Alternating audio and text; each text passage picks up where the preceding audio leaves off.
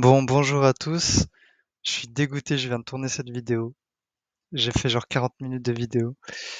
Pas de son, mon micro s'est pas enregistré, donc je vais la refaire. Je vais essayer de synthétiser, de toute façon je sais ce que j'ai dit.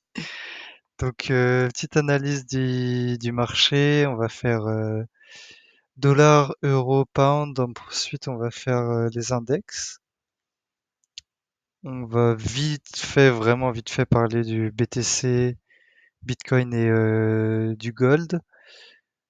Puis on va parler aussi de un truc que vous pouvez ajouter et dont j'ai jamais parlé à votre système de trading, les gaps d'ouverture de semaine et de journée, important sur le dollar, puis surtout sur les index, parce qu'il n'y a pas de gap, enfin c'est archi rare qu'il y ait des gaps sur le forex.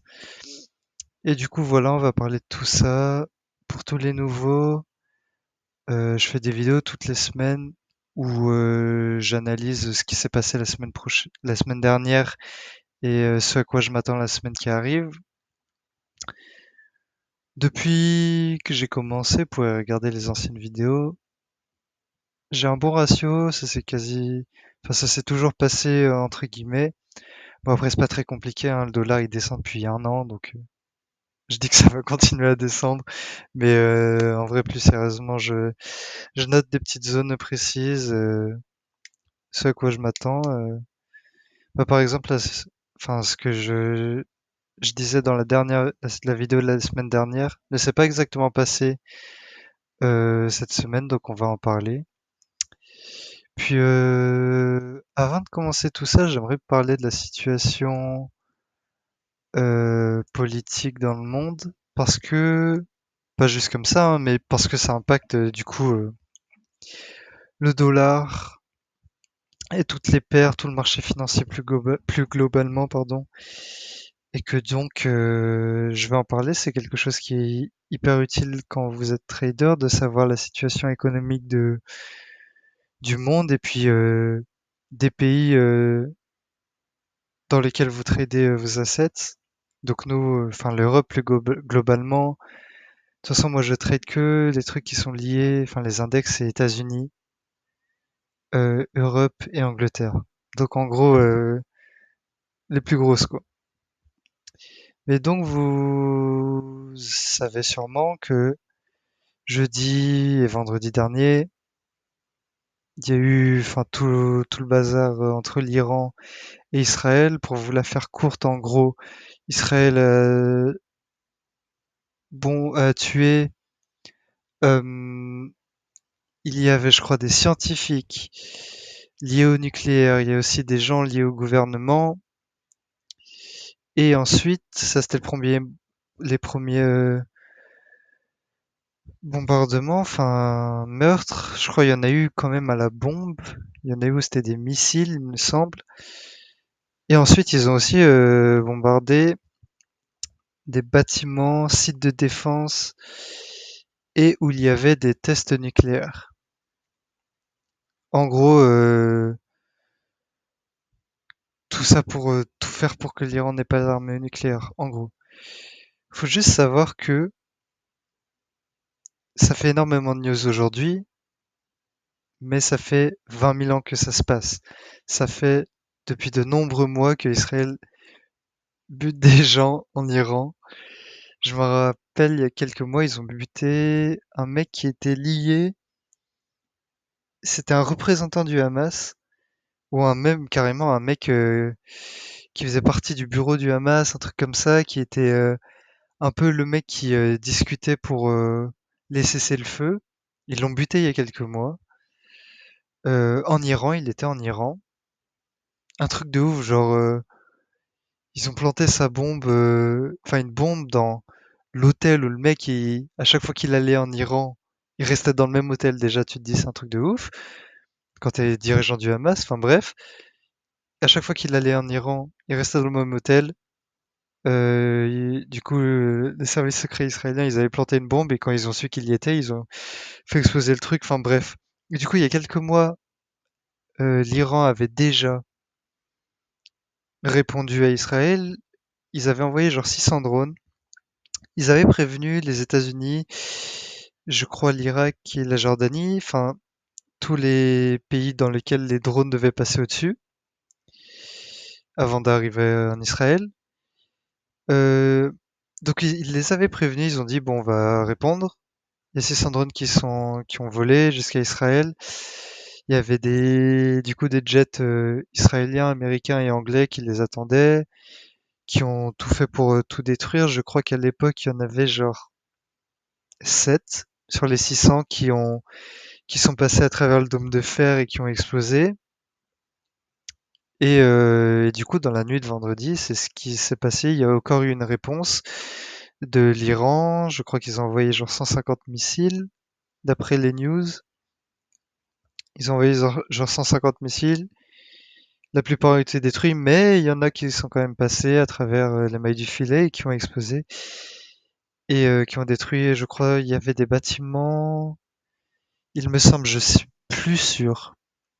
Et surtout, je suis pas sûr de la fiabilité de la source, surtout que je crois que je l'ai vu sur TikTok ou Twitter, faut faire hyper gaffe, mais il me semble qu'il y a un bâtiment qui a été détruit en Israël, à Tel Aviv, qui était comparable au Pentagone américain. Donc un bâtiment hyper important, qui a été détruit. Bref, tout ça pour dire que du coup il y a des réponses iraniennes et tout, euh, et que donc ça fait énormément de bruit aujourd'hui, ce week-end, enfin depuis jeudi quoi. Il faut juste savoir, hein, ça c'est juste pour une petite info en plus, que ça se passe depuis 20 000 ans. Enfin, ça fait de nombreux mois que Israël il bute des gens, de gouvernement, de n'importe quel gouvernement qui les menace, et que depuis, bah, il y a des réponses du Hamas, d'Irani et de Hezbollah, qui est un groupe du Liban, donc le pays juste au-dessus d'Israël, qui répond et tout. Voilà, tout ce que j'ai dit, je l'ai lu dans des news, j'ai lu dans des news américaines, anglais, euh, un journal du Moyen-Orient, je sais plus le nom, un journal chinois et russe, tout traduit en anglais, hein, je lis pas du tout ces langues-là. Mais juste pour vous dire que j'essaie d'avoir le point de vue le plus neutre possible. Genre mon avis propre sur ce que j'en pense, je vais le garder pour moi-même, à part le fait qu'il faut arrêter de buter des enfants. Enfin, le fait qu'il y ait un génocide à Gaza, c'est un fait. Ça, c'est pas prendre un côté. C'est juste un fait. Donc voilà, ça c'est la seule opinion que je vais émettre sur YouTube. C'est juste arrêter de buter des enfants, quoi. Si vous butez des mecs du gouvernement en Iran, etc., en soi, c'est pas mon problème. Enfin, il y aura toujours ça. Buter des enfants, ça devient un problème d'humanité. Enfin, même si en butant des gens en Iran, ils violent les lois internationales, hein, parce que leurs missiles, ils partent d'Israël, ils volent au-dessus de la Jordanie, de l'Irak ou de l'Arabie Saoudite, je crois, pour atterrir en Iran. Enfin, plein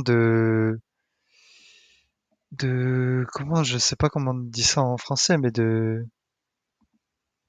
d'espace aérien, de lois d'espace aérien violées enfin, le missile est passé à travers, quoi. Enfin bref. Du coup, tout ça pour vous dire, pour vous donner la raison pourquoi le dollar est si faible.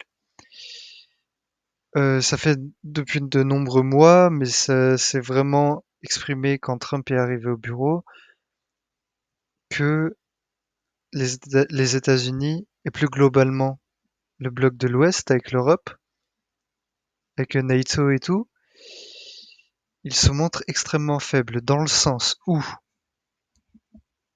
l'Europe se montre extrêmement faible avec ce qui se passe en Ukraine, avec la Russie qui envahit l'Ukraine et qui garde ce, enfin, qui sont toujours là, quoi. Euh, Ce qui se passe à Taïwan, entre la Chine et les États-Unis, et maintenant ce qui se passe en Israël, dans le sens où, pour moi, en ce moment, l'Iran, il gagne l'Iran, faut savoir qu'ils sont archi intelligents. Euh, pour l'instant, l'Iran, ils ont que des pertes où c'est des représentants extrémistes d'autres pays ou des scientifiques nucléaires. Ce ne sont pas des civils. Donc ça va dans le sens où Israël, maintenant, il y a des pertes civiles avec la réponse de l'Iran, avec ce qui se passe avec Gaza, etc. Il y a des réponses de civils.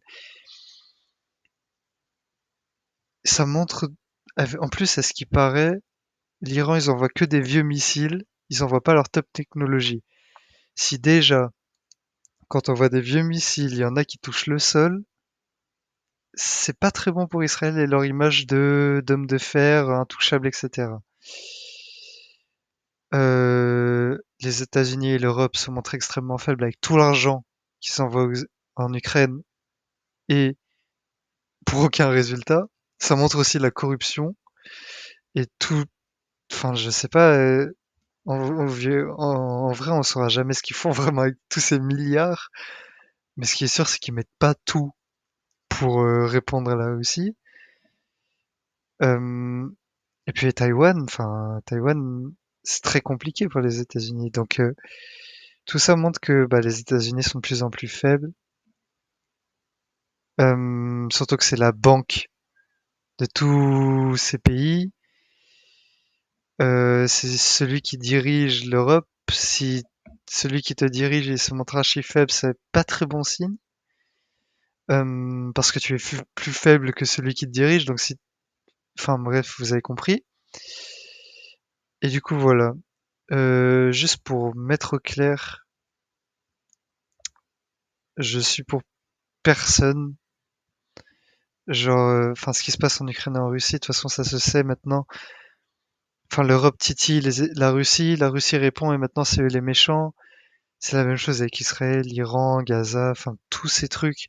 C'est qu'il y a beaucoup de choses qui se passent en interne, enfin en interne qui est non su du grand public, et que dès qu'il y a une réponse plus grosse, les médias, tout ça, ils parlent de ça comme si c'était la première action entre les deux pays, alors que ça ne l'est pas du tout. Faut juste le savoir, le prendre en compte que en soi les méchants dans l'histoire c'est tout le monde et qu'il n'y a pas un seul côté. Du coup, la situation politique, elle est expliquée à peu près. En tout cas, c'est moi ce que j'ai compris et comment je le perçois. Et ce qui veut dire que faut faire gaffe lundi à l'ouverture parce qu'il se passe du coup énormément de choses ce week-end entre l'Iran et l'Israël. Et surtout que maintenant que ça atteint le grand public, les forex et le bitcoin et l'or vont être énormément impactés parce que ça atteint le grand public maintenant. C'est le genre de news. Euh, pour moi, enfin le dollar, pardon. Le dollar va continuer à énormément baisser. L'euro et le pound, même si les situations en Angleterre, enfin au Royaume-Uni et en Europe sont pas mieux, je trouve qu'elles sont moins pires que les États-Unis, donc ils vont monter. Pour moi, les index, faut faire gaffe, ça va sûrement être assez dans un range, prendre des deux côtés des liquidités, etc. Et puis l'or et le bitcoin, je vais en parler maintenant comme ça c'est fait. Mais ça explose parce que les gens, maintenant que ça atteint le grand public, ça fait pas mal de temps que ça atteint le grand public, hein, mais c'est des, enfin c'est des, putain, j'ai pas le mot, mais c'est des commodities de refuge en gros pour s'enlever du dollar. Et du coup, on voit, je vais me mettre en monthly, comme ça c'est vraiment choquant. Ça explose l'or, enfin c'est un truc de ouf. Ça explose depuis 2 ans, 3 ans maintenant. Et le BTC aussi. Ce qui est logique, ce qui représente la situation dans le monde qui est n'importe quoi et malheureusement ça n'a pas l'air de s'arranger. Euh, et c'est malheureux surtout parce que ça commence à nous impacter dans la vraie vie. Euh, Enfin, ça va impacter tout. Enfin, ça va impacter dans la vraie vie plus globalement, hein, les prix de tout. Enfin, la tension entre tous les pays, c'est juste pas bon signe. Et du coup, pour moi, le dollar, il va continuer à baisser. Et voilà, ils avaient réussi à maintenir dans un petit range. C'était surtout avec toutes les promesses de ouais, l'Ukraine ça va bien, on est puissant, les États-Unis sont puissants, etc. Et puis depuis le début de 2025, hein, ils ont vu toute la réalité. On ajoute à ça toutes les taxes que Trump a essayé de faire passer. Enfin, c'était n'importe quoi ça. Et du coup, bah, ça baisse. Les gens, ils sont au courant maintenant de toutes ces choses et le dollar est moins fort. C'est aussi logique que ça. Et du coup, maintenant, analyse graphique. Parce que, en tant que trader, surtout si vous êtes des élèves de ICT, l'analyse graphique est hyper importante. Faut bien sûr prendre en compte l'analyse, enfin, plus macro ou micro, je sais plus. Bref, plus globale de la situation géopolitique et économique du monde. On regarde maintenant sur le graphique parce que bah si on voit rien sur les graphiques, il n'y a pas d'action en tant que trader et donc faut bien le voir sur les graphiques. La semaine dernière, j'avais dit on avait ce range. On était bah, le week-end, donc on avait cette bougie, on n'avait pas les 5 là. J'avais dit que j'aimerais bien que ça remonte dans un premium, donc dans ce range. Peut-être que ça atteigne ce gap, mais que en tout cas qu'il y ait une prise de liquidité sell side avant de prendre ce lot. La prise de liquidité s'est passée, mais pas n'a pas été aussi grosse que ce que je m'attendais, ce à quoi je m'attendais, pardon. Ça a juste pris le haut de vendredi pour continuer vers le bas. Mercredi, on avait les taux d'intérêt, donc à partir de mercredi, ça a débloqué toute la liquidité. On verra dans les plus basses time frames. Mercredi, jeudi, ça a énormément bougé. Vendredi, ça a bougé dans l'autre sens pour clôturer la bougie de la semaine. Donc on a un haut de la semaine qui a été formé mardi, un bas de la semaine le jeudi. C'est une semaine entre guillemets parfaite euh, qui est assez textbook dans le sens où on a le haut de la semaine en début de semaine et le bas de la semaine en fin de semaine pour une semaine bearish. Du coup voilà, on descend un peu dans les time frames. J'ai noté le bas ici, hop, parce que c'était l'objectif de la semaine avec le bas de la semaine dernière. Et du coup, hop, on va passer en 1 heure. Voilà, ça s'affiche. Hop. Du coup là, c'est le haut de vendredi, le trait violet, enfin le trait orange, pardon. Putain, je suis daltonien ou quoi? Bref, on a lundi là. Hop. Donc faut savoir que la plupart du temps, si vous voyez que lundi ne bouge pas énormément, ce qui s'est pas trop passé les semaines dernières, c'est pour ça que j'en parlais pas tant que ça. Mais si lundi bouge pas, que vous voyez que ça fait un peu de l'accumulation, c'est assez bon signe. Ça veut dire que ça va être utilisé comme une session asiatique, si vous voulez. C'est la grosse session asiatique de la semaine. Donc ça bouge en gros de fin de semaine, fin de time frame en time frame. On peut raffiner, raffiner, raffiner. Si on reste sur une time frame d'une semaine, le lundi, la plupart du temps, c'est le range et l'accumulation. Le mardi, comme ça fait le haut de la semaine quand on est bearish, c'est la manipulation. Et le reste de la semaine, euh, distribution. Et le vendredi, on recommence l'accumulation. Comme on voit le vendredi dernier, ça a recommencé déjà l'accumulation. Bref. Du coup, mardi, on prend le high de lundi, de vendredi dernier. On n'est pas monté en premium, mais on prend de la liquidité sell side néanmoins. On réagit à ça. On prend ce lot ici. On prend le lot de la session asiatique. Donc, changement de structure du marché. On est bearish maintenant à 1 heure. On est mardi, donc moi personnellement j'ai attendu parce que je ne trade pas avant les grosses news. Je trade pas avant FOMC, NFP et CPI. Donc CPI c'était mercredi, l'annonce des taux d'intérêt. C'est cette grosse bougie là. Vous voyez, la news c'était 8h30 je crois.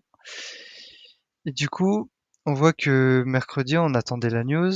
Mercredi, ça a bien confirmé que ça voulait aller vers le bas, qu'il n'y avait plus rien à faire vers le haut. Et donc, dans cette situation-là, il fallait chercher des trades à partir de jeudi et vendredi. Et du coup, jeudi, on crée un gap d'ouverture entre mercredi et jeudi. Euh, on sait que sur les hauts time frames en 1 heure et maintenant en 4 heures, on est passé bearish. Donc on peut chercher sur les plus basses time frames pour des shorts ou des longues si vous êtes sur les autres paires. Moi j'ai pris le trade sur le pound, je vous parlerai du pound après. Mais du coup, on va rester en 1 heure, j'irai dans les basses time frames sur les autres paires. Mais du coup, on a ce gap là, hop, on réagit dedans pendant la session de Londres à 3 heures. Donc l'heure en gros parfaite pour qu'il y ait un haut de la journée qui se forme. On retourne dans ce gap, on a une cassure de structure du marché, on continue bien vers le bas, on atteint l'objectif de la semaine, on crée le low de la semaine euh, pendant la session de New York. Et ensuite, le vendredi, on remonte, compléter complètement ce gap avant de clôturer la fin de la semaine assez basiquement. Je sais même pas si c'est un mot basiquement, mais voilà. Euh, L'euro, bah, c'est à peu près la même chose, hein. On continue vers le haut. On a pris ce high là du 21 avril. Ça a fait la même chose que le dollar, sauf que c'est inversé. Euh, donc voilà. Et moi, j'ai honnêtement pas trop vu de d'opportunités de trade sur l'euro. C'est pour ça que je l'ai pris sur le pound. Même si la semaine dernière, je disais que le pound bougerait moins que l'euro. Le pound a un peu moins bougé, mais ça a donné pour moi une option plus claire sur le pound. Donc voilà. Pour moi, bah, je dirais en fin de vidéo ce que j'attends pour la semaine prochaine. Là, on va juste analyser ce qu'a fait cette semaine. Donc on voit sur le pound, moi je voulais que ça prenne ce lot. Ça l'a pas du tout pris. On a continué vers le haut. J'ai dit que ça allait plus s'accumuler, que j'attendais plus que ça descende que le par rapport à l'euro. Ça ne l'a pas fait. C'est un peu plus brouillon. On voit que par rapport à l'euro, ça prend des lots que ça prend pas sur l'euro. Ça descend dans des discounts où l'euro ne descend pas en discount. Mais du coup, ça donne des opportunités un peu plus claires. Et du coup, on a cette range de mercredi. On a le bas de mercredi et le haut. On a également ce fair value gap qui est à peu près au niveau des 50%, donc en discount. Et on voit que pendant la session de Londres, le jeudi, on descend en discount dans ce petit fair value gap. Hop, et qu'on réagit. Là, quand c'est ici, moi j'ai cherché pour des trades, mais absolument, c'était le modèle parfait. En 1 heure, on passe en discount, il y a un fair value gap, on est bullish sur les hauts time frame. Et du coup, hop, moi je suis rentré en 5 minutes. En plus, c'était pendant la session de Londres. Le bas entre 3 et 4 heures, enfin c'est parfait si vous voulez vraiment tout savoir, c'est vraiment tout parfait, tout se passe au bon moment. Et donc on prend ce high ici. Ah mince, c'est pas ça que je voulais mettre. On prend ce high ici après être allé en discount, c'est-à-dire qu'on change la structure du marché en 5 minutes. On a ce petit fair value gap, s'il veut bien. Hop, on a ce petit fair value gap là. On a réagi, on a repris ce high. Moi, je suis pas rentré là-dedans, mais quand on a pris ce high, je suis rentré pendant cette petite phase d'accumulation. Hop, mon stop loss était en dessous de ce lot, du lot qui est allé en discount. Euh, Pourquoi en dessous de ce lot et pas en dessous de celui-là? Parce que on a deux fair value gap ouverts encore en dessous. Il y avait un monde où ça retournait dedans pour continuer vers le haut. Donc ça serait bête de se faire stop ici et de mettre son stop loss là juste pour avoir un meilleur rendement. Alors que surtout sur le Forex en ce moment, ça peut reprendre des lows, retourner dans des fair value gap avant de remonter. Donc c'est juste par habitude que j'ai mis sur le vrai lot le plus bas. Et on vise où? On vise les deux equal top là, le haut de la session asiatique. Ça donne du 2R à peu près. On peut prendre des profits ou dans ce gros fair value gap là, si vous voulez. Quand ça a accumulé là-dedans, vous pouvez prendre des profits, il n'y a aucun souci. Puis on continue vers le haut, si vous voulez, au-dessus de la session asiatique, hein. Vous pouvez toujours garder un petit bout de votre position et voir où ça va pour fermer en fin de journée. Et du coup, voilà. Petit trade en 2R, moi que j'ai pris. Euh, et du coup, vendredi, c'est descendu de ouf pendant la session asiatique. C'est retourné en discount. Et là, je vais parler de mes trades perdants parce que vendredi, j'ai fait un peu n'importe quoi. Je finis la semaine euh, en moins 1%, un peu moins 0,8% parce que j'ai fait de la merde sur les index et sur le Forex le vendredi. Et du coup, j'aimerais que vous appreniez de mes erreurs que j'ai commises, comme ça vous évite de les faire dans la vraie vie. Euh, Mais en gros, on a une session asiatique qui a énormément de mouvements. Si vous les comparez aux anciennes, on voit que pendant la session asiatique, ça a énormément bougé. Sûrement avec ce qui se passe entre Israël et l'Iran. Mais du coup, suite à ça, il faut toujours se dire que si pour la session asiatique, elle bouge énormément, la session de Londres ne va pas bouger énormément. Et il s'était dit toujours, lui, il donnait des petites références en nombre de pips. Il disait si ça fait plus de 40 pips, les sessions asiatiques, enfin, il faut pas trader la session de Londres si la session asiatique juste avant fait plus de 40 pips. Elle en fait 68, 68, oui, je crois. Non, elle en fait 91, pardon. Elle fait 91 pips, ce qui est énorme. Ça représente énormément de mouvements, surtout pour le pound. Et du coup, moi, j'ai pris des trades pendant la session de Londres. Je me suis fait stop. Alors que c'était devant mes yeux, hein, que c'était pas les conditions les plus optimales pour chercher des trades. Surtout qu'on avait atteint les objectifs sur le dollar et sur l'euro. Donc bête de ma part, en plus je crois que j'ai pris deux trades perdants et un trade perdant sur le S&P pour au final avoir une semaine un peu compliquée.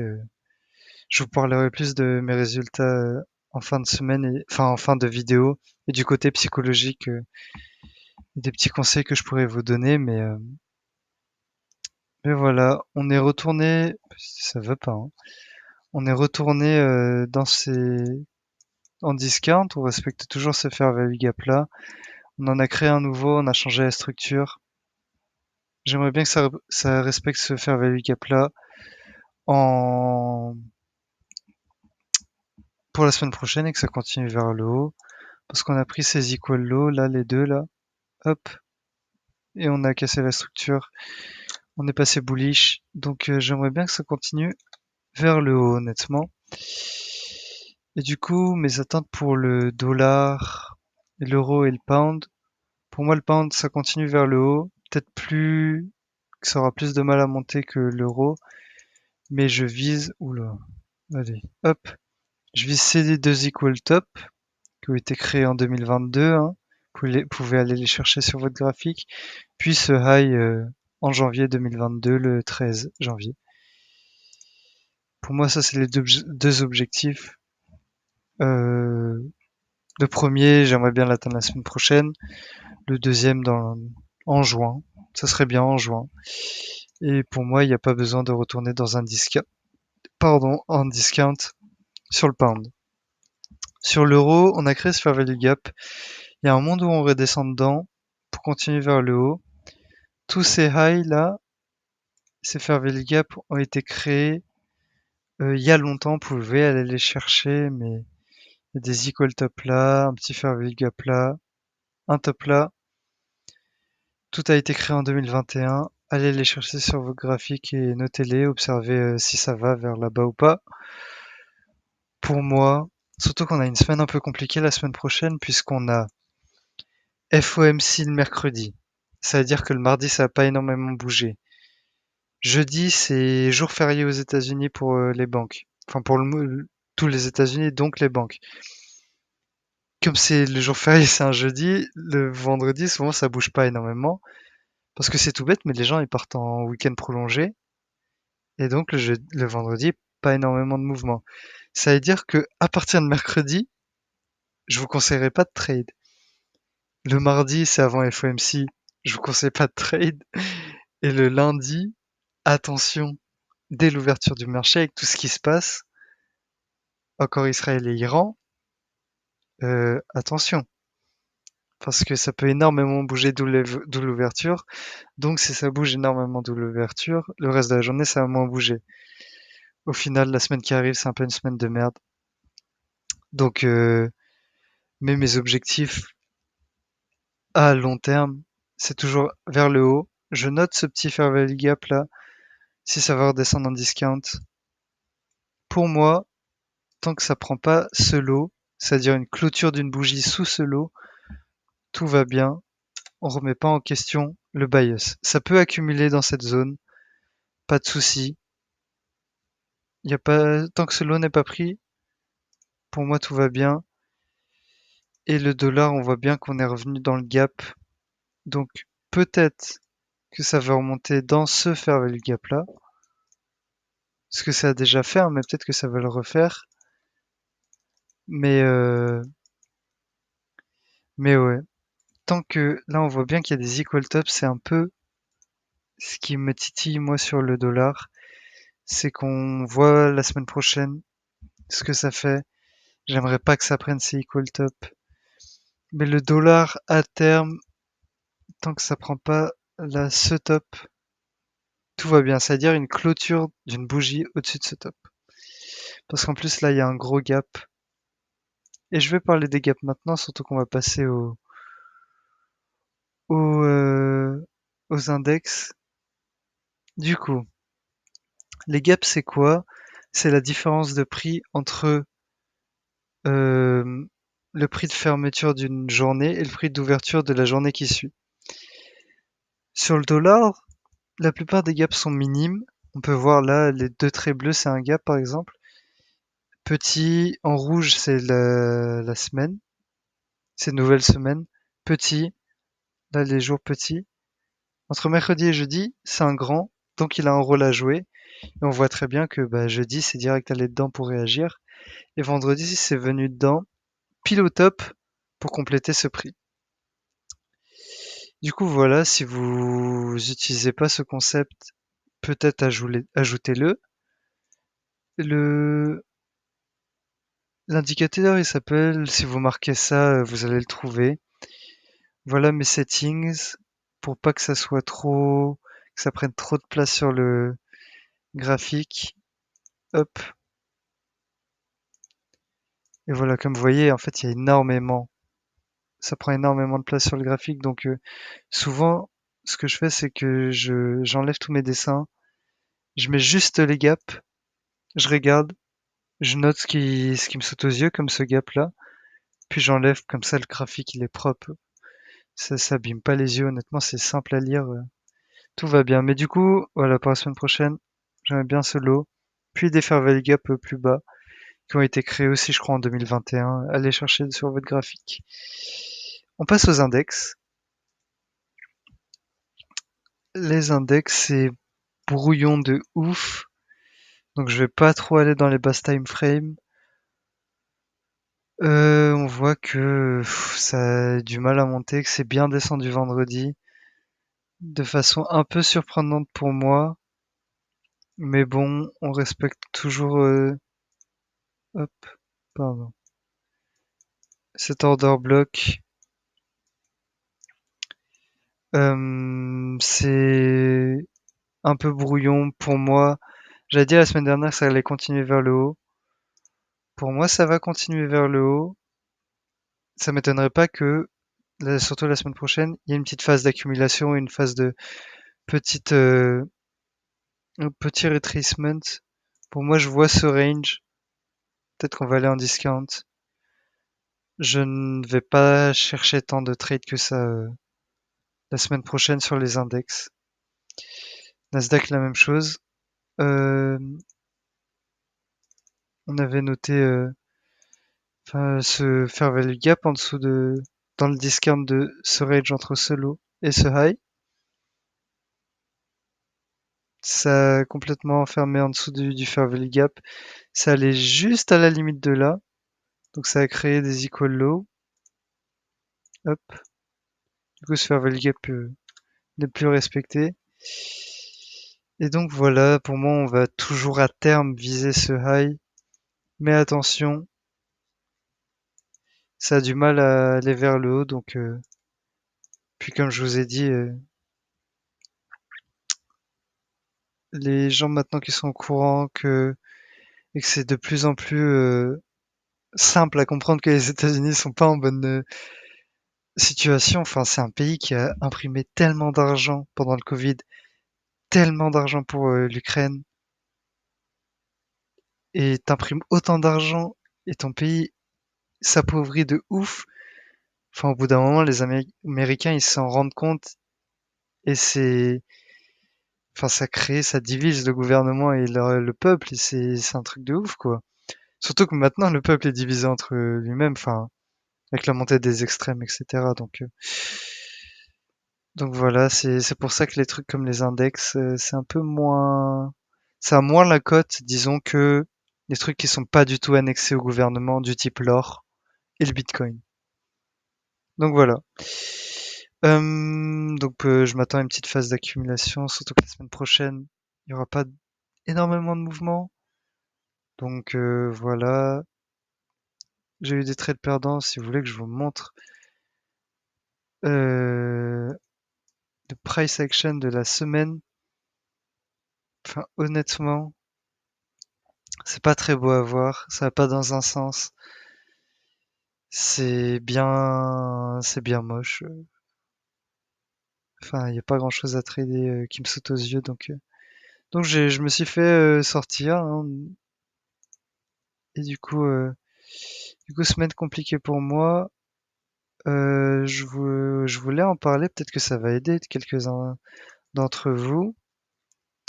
Mais avant ça, du coup, moi, j'analyse mes index sur les CFD index de forex.com. Pour moi, ce sont les graphiques les plus simples à lire. Mais pour les gaps, je prends les deux de Blackpool, les futurs. Pourquoi les futurs? Parce que les futurs affichent les gaps. Si vous voulez, hop. Et si vous voulez que je vous montre le gros gap là de jeudi dernier, ils sont retournés dedans et ça l'a bien indiqué. Et vous ferez vos observations. Et pour tous les gens qui passent par cette vidéo et qui trade pas du tout ICT, mais par exemple support et résistance, peut-être regarder ça, ça peut vous aider si vous êtes totalement contre le fait d'apprendre les concepts d'ICT et tout. Regardez ça, moi je vous conseille ça.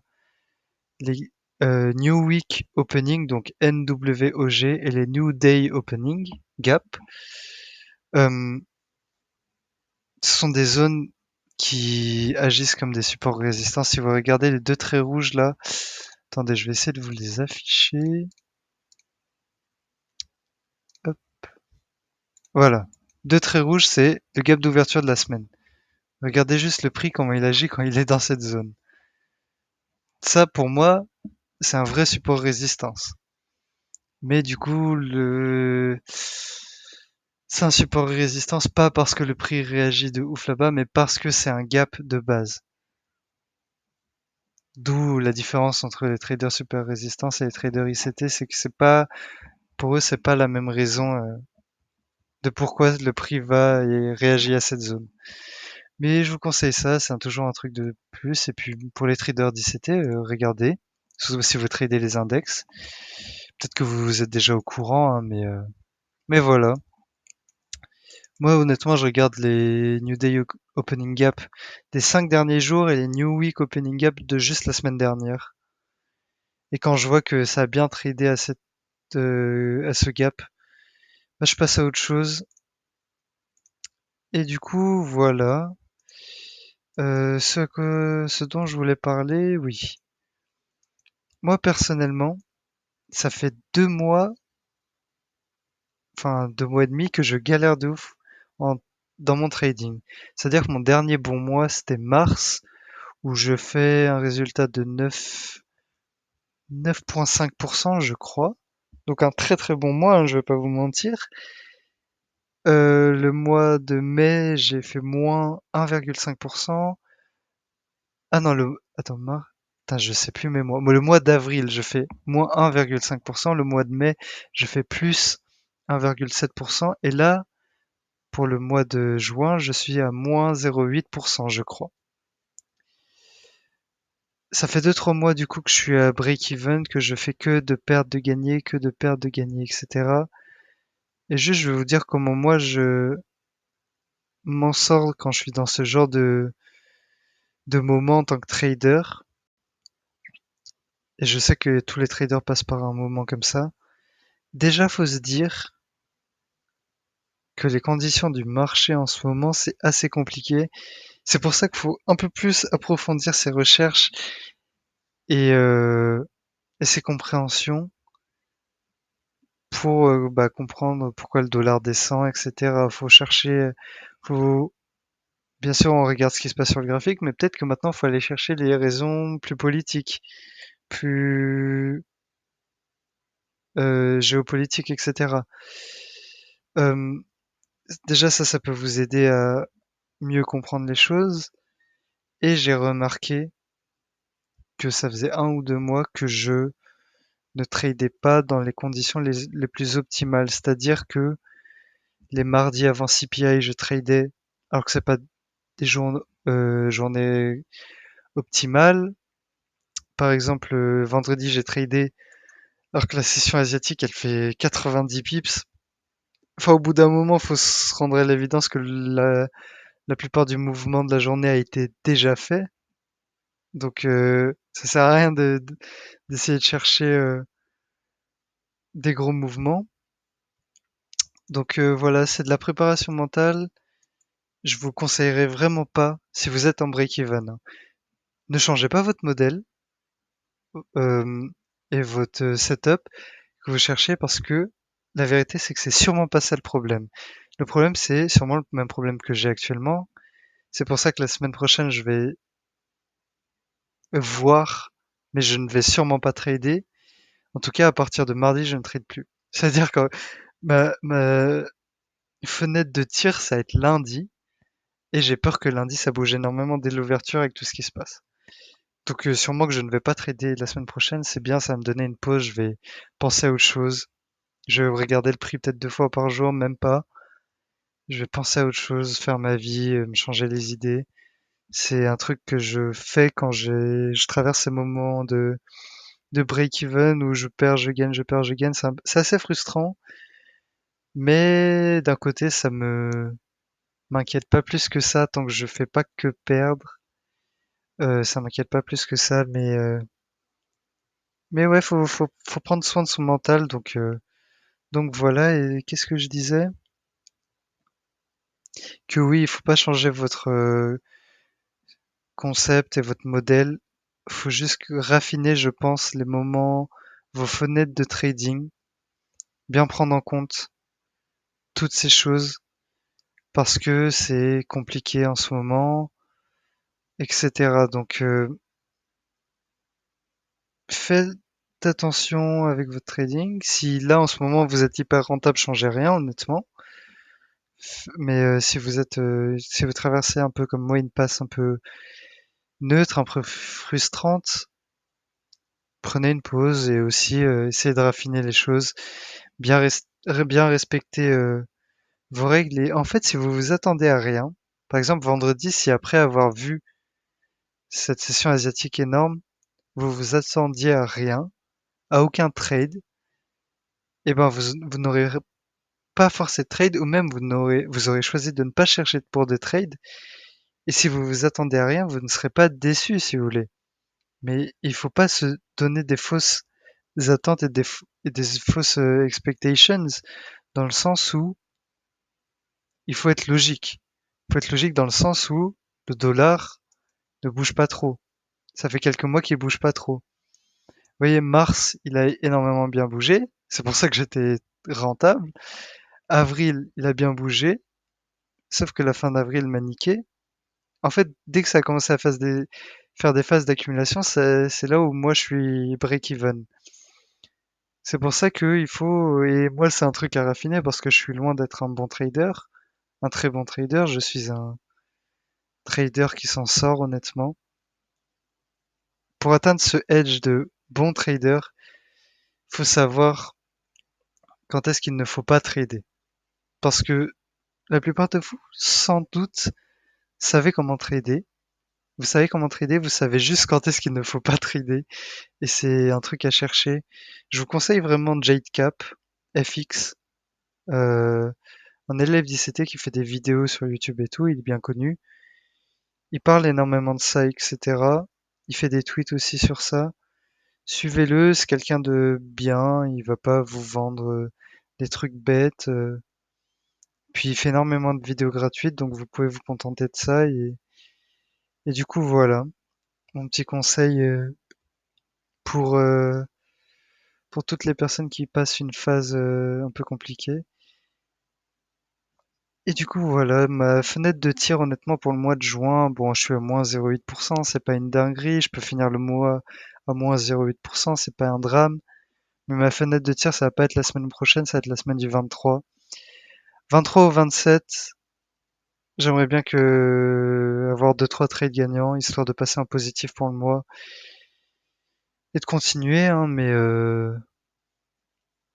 enfin, faut juste se dire si dans une année vous avez trois bons mois à au-dessus de, enfin, en fait, si vous avez 9 mois break-even, c'est-à-dire que si vous accumulez ces 9 mois, ça fait zéro, et que vous avez 3 mois où vous êtes très bon, et que vous faites si on n'abuse pas, si vous faites même juste du plus, plus 3, entre plus 3 et 5% par mois, ça fait au final entre plus 9 et plus 15 à la fin de l'année. Faut se rendre à l'évidence que c'est de très bons résultats. Il faut pas se faire niquer par les réseaux sociaux, par l'ego que ça implique, etc. 9 et 15% par an, c'est des résultats qui sont incroyables. Enfin, imaginez-vous qu'il y ait énormément de gens qui mettraient tout l'argent de leur livret A dans votre système parce que c'est beaucoup plus rentable. Donc, faut se contenter, je crois que j'en ai parlé dans une vidéo, faut trouver ce contentement il faut faire gaffe avec les réseaux sociaux et tout ça de toujours chercher plus parce que il y a plein de gens qui font plus que vous. Déjà, il y a plein de gens qui vous mentent. Et il y a plein de gens qui font bien plus que vous, d'accord? Ça fait 20 ans qu'ils trade. Vous, si ça fait 2-3 ans que vous tradez, vous êtes novice. Enfin, faut juste se contenter de vos capacités et pas se compliquer la tâche. Donc voilà, c'est un peu tout ce que je voulais dire dans la vidéo. Mes attentes, c'est toujours les mêmes, même si je m'attends à une semaine pas très intéressante là, la semaine prochaine. Et du coup, voilà. Euh, je parlais un peu de politique en début de vidéo. J'essaie de rester le plus neutre possible, honnêtement, parce que je le suis dans la vraie vie, j'essaie de le rester le plus neutre, parce que aussi c'est la meilleure façon pour retransmettre mes connaissances dans mon trading. Faut être neutre, parce que si vous voulez absolument que c'est bearish, et du coup vous allez chercher absolument des setups bearish alors que c'est bullish, bah, au final vous allez vous tuer votre compte. Il faut pas se convaincre que ça va aller dans un sens. Il faut pas le prédire que ça aille dans un sens. Il faut réagir à ce que le prix vous donne. Et c'est un peu ce que j'essaie de faire avec les news, entre guillemets, et dans la vraie vie aussi, pas trop avoir d'attente et plus faire en fonction de bah, moi, les efforts que je mets dans peu importe le sujet et les résultats que j'ai. Donc voilà. Aussi, je vais rester neutre sur tout le tous les conflits qui se passent dans ce monde. Et voilà, même si c'est compliqué, quand il y a des enfants qui meurent, voilà, c'est compliqué. On espère que tout ça va se régler, même si ça n'a pas trop l'air le cas. Et du coup, voilà. Euh, Ce sera à peu près tout. Faites gaffe, en vrai, dans votre vie en globalité, parce que les États-Unis, ça commence à vraiment être la merde. Ça, on va ressentir les dégâts en Europe aussi. On est déjà en train de le ressentir en France. Euh, donc voilà, faites attention avec votre argent.